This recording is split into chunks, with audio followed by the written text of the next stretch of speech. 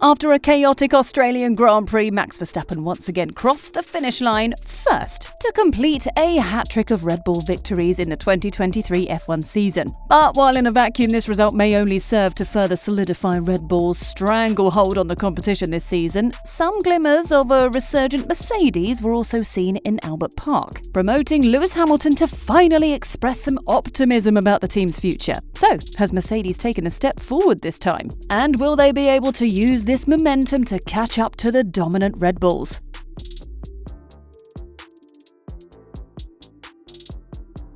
Lewis Hamilton surged from third on the grid to take the lead in the early stages of the race, having passed a sluggish Verstappen on the inside into turn 3 at the start. This put him second at the time behind leading teammate George Russell, who then dropped to 7th after pitting under a safety car, which turned into the first of 3 red flag pauses. Hamilton and Verstappen were able to change tyres without losing time, and the Brit was able to control the second standing start before Verstappen powered past with DRS into turn 9. While Russell retired due to a power unit fire, Hamilton's second place finish was Mercedes' best of the season, as the team continues to struggle with their limited W14 car. That score, however, convinced Hamilton that, while it will be difficult, it is not impossible for the Silver Arrows to reel in the dominant force that is Red Bull. Hamilton, who has given his Mercedes team scathing criticism as of late, stated, "I still feel uncomfortable in the car. I still don't feel connected to it. I'm driving as best I can with that disconnect, and I'm working as hard as I can to try and create that connection. But I think it's a long project. But still, considering we've been down on performance, we're clearly down on straight pace compared to the Red Bulls. For us to be up here fighting with Aston Martin is just amazing at this point in the season. We just have to keep on fighting. A big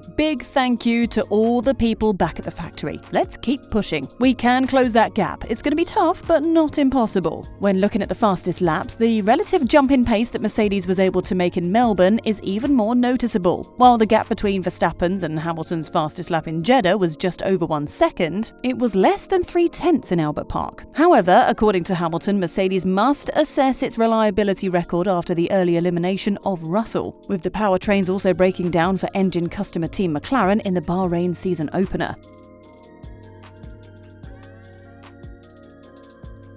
The sheer number of incidents that occurred at Albert Park became a recurring theme throughout the Grand Prix, with cars clashing from lights out to the flag. This included Hamilton's contentious overtake on Max Verstappen, which the Red Bull driver felt was illegal. The Dutchman had a poor start from pole and was passed by George Russell into turn 1. Then, after getting a run on him out of turn 2, Hamilton was able to make a move down the inside of the cautious Verstappen. As Hamilton snatched second place, he moved wide on the exit, and Verstappen felt he had not been given the necessary racing space as required by the rules. He complained about the incident over team radio and stated after the race that Hamilton's actions were not within the rules. "From my side, I just try to avoid contact. It's quite clear in the rules what you're allowed to do now on the outside. Clearly, it's not followed, but that's okay. But we had good pace. We passed them anyway. But it's something for the next races to take into account." Nonetheless, Verstappen said that he intentionally took it easy early on because he did not see much benefit in taking too many risks. The Dutchman also confirmed that his car's performance had been good throughout the race, and that his biggest issue had been dealing with the mess of the FIA's red flags. "I think the pace of the car was quick. You could see that straight away. We were always there waiting for the DRS to open up to have the chance to pass. But yeah, with these red flags, I don't know. The first one, maybe you can do it, but I think that second one I don't really understand. So it was a bit of a mess." The race was stopped for the first time on lap 9 of 58 due to a shunt for Alex Albon, who lost the rear of his Williams FW45 through turn 7 and nosed into the wall before rebounding over the curbs. While a safety car was initially deployed, the race was then red flagged. The FIA justified this by citing the amount of gravel and debris that needed to be removed. The race was red flagged twice more due to incidents involving Kevin Magnussen and a crash-strewn restart. After a delay, the race eventually ended behind a safety car, with the results shaped by the previous grid, but with the cars too damaged to continue dropping down the final order. Haas has protested the outcome, with Nico Hülkenberg dropping from 4th to 7th as a result of the classification being taken from the order prior to the crashes. This comes after the FIA was challenged chastised for using a safety car in the Saudi GP last month, a decision made due to limited camera angles that led to believe that Lance Stroll had parked his Aston Martin off the track in an escape road. Early leader George Russell suffered a setback by the first red flag after pitting under the safety car to rejoin in 7th, only for rivals Max Verstappen and Lewis Hamilton to effectively earn free tyre changes when the race was halted. In his assessment of the handling of the incident, Russell questioned the FIA's decision-making. "I thought the red flag was totally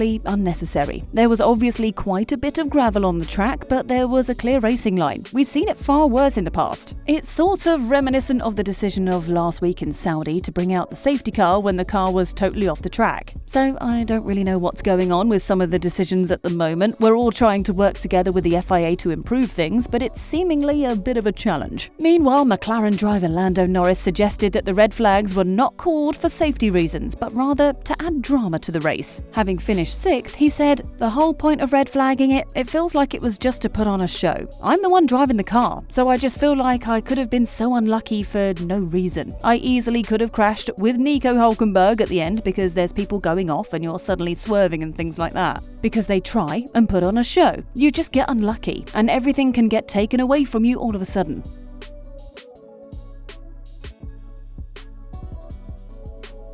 Alpine drivers Pierre Gasly and Esteban Ocon have been summoned to the Formula One stewards following their incident at the Australian Grand Prix, with Gasly facing a race ban. On the lap 57 restart of a chaotic ending to the race in Melbourne, Gasly went wide at turn 1, losing speed as Ocon came alongside in the sister Alpine. Gasly was unaware of Ocon's presence and the two teammates collided, knocking both out of the race and denying Alpine a double points finish. But Alpine might be more concerned by the fact that Pierre Gasly currently has 10 penalty points on his super license. 12 points result in an automatic race ban, which means that if Gasly is found guilty of the collision and given the usual 2 penalty points for the transgression, he will be forced to sit out the next race in Azerbaijan. Since the introduction of penalty points in 2014, no F1 driver has received a race ban. In fact, only 5 times in the World Championship history has a driver had to sit out a race due to an official FIA sanction. Gasly's next penalty points are due to expire in May, so if he doesn't get a race ban once the stewards make their decision, he'll have to keep things very clean in Azerbaijan. So, what are your thoughts? Will Mercedes make a miraculous comeback and catch up with Red Bull this season? Has the FIA gone insane with their recent decisions? And how do you feel about the current penalty point system in Formula One? We'd love to hear from you in the comments section below.